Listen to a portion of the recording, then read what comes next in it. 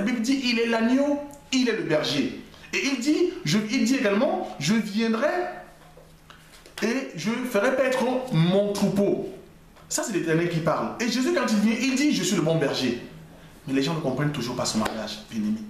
Si vous ne comprenez pas ces choses-là, frère, malgré toute la lumière que Dieu a permis aujourd'hui, que nous puissions vous montrer ces choses, alors, frère, il y a un problème. Il ne vous reste plus qu'à prier. Parce que pour nous, c'est clair et c'est net que Jésus est Père. Jésus est Dieu puissant. Il est Père éternel. Il est le Sauveur. Hors de lui, il n'y a point de Sauveur. Et en cela, il est Dieu. Frère, ça, c'est la première partie de cette vidéo. Cette première partie, je vais la diffuser en 4. Et par la grâce de Dieu, je ferai une seconde partie pour maintenant expliquer le côté prophétique. Parce que par la grâce, j'ai touché un petit peu le prophétique, mais je voulais rester dans la doctrine. Que Dieu nous fasse grâce pour que nous puissions monter. Frère, vous puissiez avoir déjà le temps de vérifier les Écritures que je vous ai données, de voir si ce que je vous dis, si je suis allé en dehors des Écritures ou pas, et que Dieu vous accorde la grâce de comprendre ces choses. Et pour nos prochains partages, prochains enseignements, nous allons donc toucher autre chose, bien-aimés. Donc retenez que quelqu'un qui vous enseigne que Jésus n'est pas Dieu, alors posez-lui la question. Dieu ne partage pas sa gloire. Alors, pourquoi Jésus dit qu'il est le Créateur? Pourquoi la Bible dit qu'il est le Créateur? Pourquoi? Puisque la Bible, c'est Dieu qui parle. La Bible, toute parole est inspirée de Dieu. Donc si l'Esprit ne vient pas t'ouvrir l'intelligence, l'Esprit qui est Dieu, tu ne peux pas comprendre ces choses-là. Car c'est des choses que l'œil n'a point vu, que l'oreille n'a point entendu, qui ne sont pas montées dans le cœur de l'homme.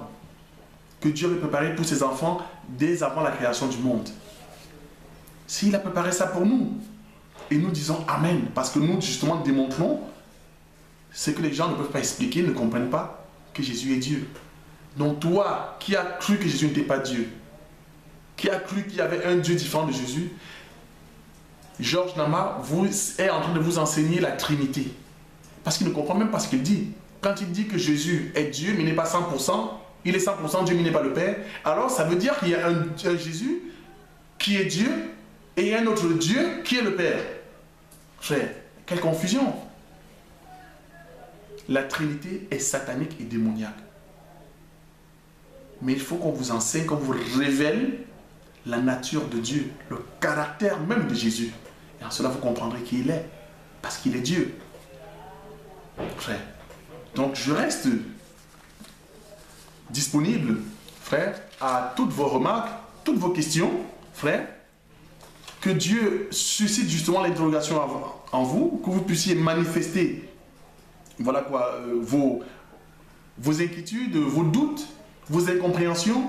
Quand nous enseignons, nous enseignons, nous laissons nos numéros de téléphone, nous laissons nos adresses, frère. Nous sommes ici à Paris-Montreuil et nous enseignons l'évangile tous les mercredis de 18 h à 20 h et tous les dimanches de 9 h à midi.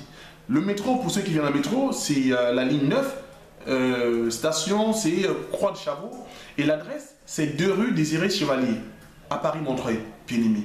Que la grâce de Dieu vienne vous révéler ces choses-là. Nous allons pas, par le futur, dans le futur, si Dieu le veut bien, toucher encore des enseignements que Georges Nama a touché sur la dîme. Parce que l'enseignement de la dîme selon Georges Nama est erroné. L'enseignement de la dîme selon Shora Kutu est erroné. L'enseignement de la dîme selon que vous l'avez déjà entendu est erroné, frère. Mais nous allons vous apporter ces choses-là. Nous allons toucher d'autres thèmes. Nous allons toucher le parler en langue. Nous allons toucher le mariage. Nous allons toucher les prophètes. Nous allons tout toucher, frère. Que le peuple de Dieu comprenne ces choses-là, comprenne la profondeur de ces choses-là. Nous allons toucher ces enseignements-là. Est-ce que la femme peut enseigner? Bien-aimé. Nous allons toucher ça, pas comme les autres l'ont touché, mais selon l'évangile éternel. Parce que nous, l'évangile éternel, c'est d'apporter ce côté perfection de l'évangile. Frère, toucher des choses que Dieu a réservées uniquement pour ses enfants. Bien-aimé. Selon Daniel 12, à partir du verset 4 jusqu'au verset 12, et Apocalypse 14, à partir du verset 6. C'est cet évangile qui vient vous apporter la révélation. C'est cet évangile qui vient vous épurer, blanchir, et qui apporte de jugement, frère. Donc toi qui m'as écouté aujourd'hui, frère, il aurait mieux fallu de ne pas m'écouter. Pour toi, il aurait mieux fallu pour toi de ne pas m'écouter. Mais aujourd'hui, tu ne peux plus dire que je ne sais pas que Jésus est Dieu. Non, tu sais qu'il est Dieu. À moins que tu ne sois de l'autre côté, bien-aimé. Mais je parle à mes frères à travers le monde. Je dis Jésus-Christ est Dieu. Et si une autre personne vous a apporté notre enseignement que celui-là, il est du diable. Frère, détournez-vous de Jésus-Christ TV. Ce n'est pas des envoyés, ce ne sont pas les envoyés de Dieu. Dieu ne les a jamais envoyés. C'est des gens qui viennent nier la divinité de Jésus-Christ. Qui est menteur, sinon celui qui nie le Christ? Bien, frère, quand vous écoutez un homme dire « Jamais je ne me repentirai, jamais je ne me repentirai de prêcher la vérité. » Mais quelle vérité tu prêches plus qu'à la lumière des Écritures? Frère, tu es dans le faux. N'aie pas honte. Si ta nature, si Dieu fait grâce, et que nous allons voir que tu es l'enfant de Dieu, tu dois te repentir et dire devant la face du monde, je me suis trompé, je vous ai enseigné, je vous ai donné une sémence diabolique, Jésus-Christ, il est Dieu, il est le Père, puisqu'il le dit. Et là, tu as contredit les apôtres. Et ça, c'est une impolitesse, frère. Tu ne peux pas contredire les apôtres et les prophètes. Parce que l'Église a pour fondement l'enseignement des apôtres et des prophètes. Et les apôtres nous disent que Jésus est Dieu. Les prophètes nous disent la même chose. Les prophètes parlent, les apôtres ils confirment. Mais toi, tu viens nous dire le contraire. Parce que tu ne comprends pas les choses, les choses de Dieu. Nous allons expliquer cela, frère. Nous allons expliquer, il ne suffit pas de prendre un diaporama et dire Jésus, l'homme c'est le chef de la femme, Jésus c'est le chef de l'homme et Dieu c'est le chef de Jésus. Frère, ça ce sont des paraboles, tu ne comprends, il faut qu'on t'explique ces choses-là. Il faut qu'on t'explique c'est quoi le chef.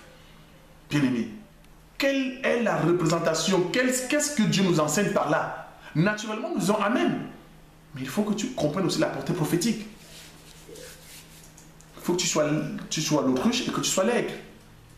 Sinon, tu demeures dans l'erreur, tu demeures dans le faux. Frère, je prie que Dieu vous apporte la lumière dans ces choses-là.